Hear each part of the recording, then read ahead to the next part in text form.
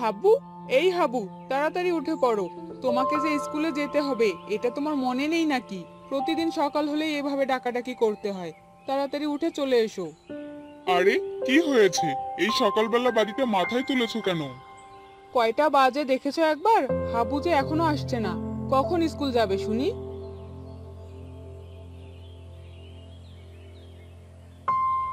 এই তো মা, আমি উঠে গেছি। তুমি আমার খাবার তৈরি করো, আমি এখনই রেডি হয়ে আসছি। এরপর হাবু রেডি হয়ে আসে। তারপর সবাই একসাথে নাস্তা করে নেয়। এরপর হাবু ও তার বাবা চলে যায়। হাবু স্কুলে যায় আর হাবুর বাবা অফিসে। হাবু স্কুলে গিয়ে ক্লাস করে নেয়। এরপর শিপুকে নিয়ে বাড়ির দিকে আসতে থাকে। তখনই তারা দেখতে পায়। আমার টাকা কবে দিবি শুনি? এই কয়দিন শুধু আমাকে ঘোরাচ্ছিস। আমার কি খেয়ে দেয়ে কোনো কাজ নেই নাকি যে তোর পিছনে আমি পড়ে থাকবো? একটু দয়া করুন সাহেব, আমার কাছে যে এখন কোনো টাকা নেই। আর কয়টা দিন আমাকে সময় দিন, আপনার টাকা আমি ঠিক পরিশোধ করে দিব। না না, এভাবে আর আমি তোকে কোনো সময় দিতে পারবো না। আজকে টাকা পরিশোধ করে দিবি, আর নয়তো আমি তোর জমি দখল করে নিব। না না সাহেব, এরকমটা করবেন না। এরকম হলে আমাদের যে পথে নামতে হবে।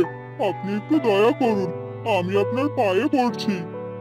আরে শিপু, ওখানে কি হয়েছে রে?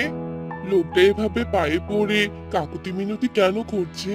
নিশ্চয় কোনো পাপ কাজ করেছে, তাই এভাবে কাকুতি মিনতি করছে। আমাদের এখানে থেকে এগুলো দেখে লাভ নেই। চল এবার বাড়িতে যাই।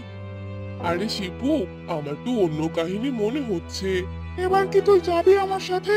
আমার অনেক খিদে পেয়েছে, বাসায় গিয়ে খেতে হবে। ঠিক আছে, চল। এরপর তারা সেখান থেকে বাড়িতে চলে গেল।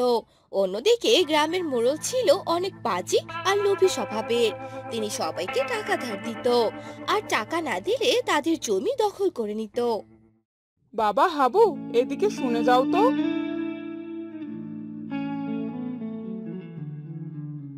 হ্যাঁ মা, বলো। বাড়িতে লবণ শেষ হয়ে গেছে। তুমি একটু সামনের দোকান থেকে এক প্যাকেট লবণ কিনে নিয়ে আসো। ঠিক আছে মা, টাকা দাও, আমি এক্ষুনি নিয়ে আসছি। এরপর হাবুর মা হাবুকে টাকা দিয়ে দেয়, আর হাবু সাইকেল নিয়ে দোকানের দিকে যেতে থাকে। এরপর লবণ কিনে বাড়িতে চলে আসে। এভাবেই দিন কাটতে থাকে। একদিন হাবু মাঠে খেলতে যাওয়ার জন্য বাসা থেকে বের হয়।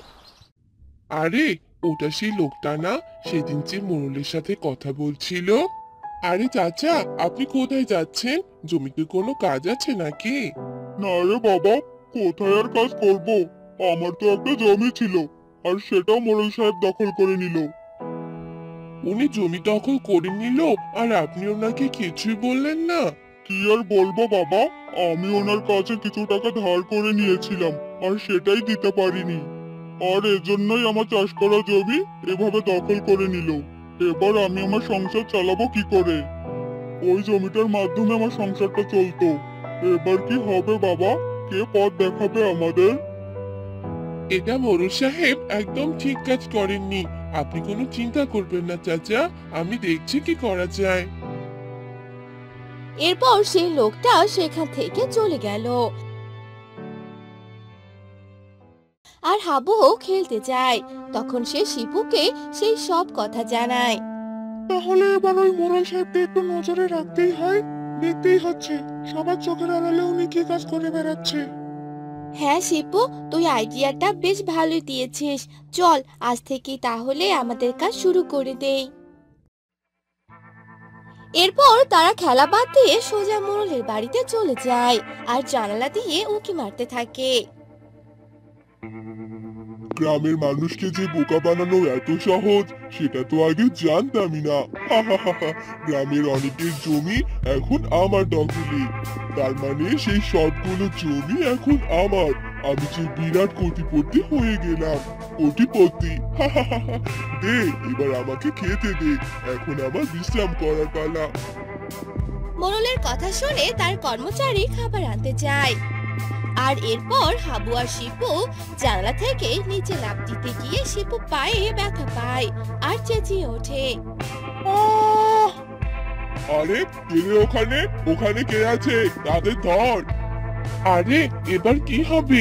তুই তো এখন হাঁটতেও পারছিস না, তুই ওদেরকে ধরে দিয়ে দে, আমি তোকে বাঁচিয়ে নিব, তুই চিন্তা করিস না। এ কথা বলে হাবু আড়ালে লুকিয়ে পড়ে আর মোলের কর্মচারী এসে শিপুকে নিয়ে যায়। ছোট বাচ্চা, তুমি আমাদের কথা কি শুনছিলে? অন্যদের কথা আড়াল থেকে শোনা এটা একদম ঠিক নয়। তুমি অনেক বড় ভুল করে ফেলেছো। আমাকে ছেড়ে দাও, নয়তো হাবু তোমাদের কাউকেই ছাড়বে না, ছেড়ে দাও বলছি। আরে আরে, এই বাচ্চা ছেলেটি দেখছি আমায় হুমকি দিচ্ছে।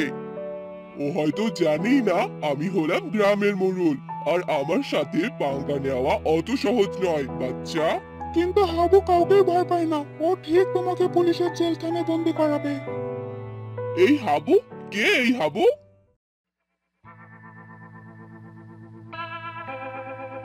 আমি আঙ্কেল, আমি হলাম সেই হাবু। এরপর হাবু সঙ্গে করে পুলিশ ও গ্রামের কিছু মানুষকে নিয়ে আসে। আরে পুলিশ আমার বাড়িতে? হ্যাঁ, আপনাকে জেলখানায় নিয়ে যেতে এসেছি। বাসায় আর কতদিন থাকবেন বলেন তো? এবার একটু জেলখানায় তো ঘুরে আসেন। এই বাচ্চা ছেলেটি কি বলছে আমার নামে? হ্যাঁ, ও একদম ঠিক কথাই বলেছে।